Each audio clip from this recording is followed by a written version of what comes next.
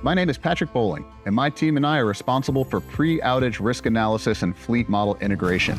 Before every outage, we dive deep into the data, whether it's cracking in turbine shells or rotor rewinds, so we can predict if the risk is low, medium, or high.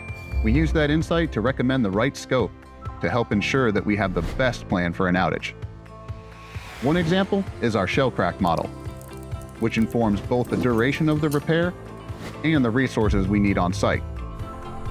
We've developed models based on hundreds of units and use that history to provide value to future outages. Because the more data we can gather from outages, the better we get at predicting the future of failures to help customers plan.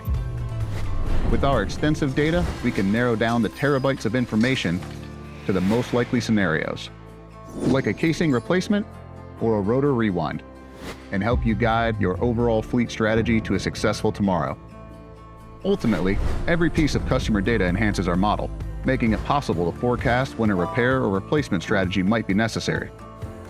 Because with GE Vernova, your outage is never a guessing game.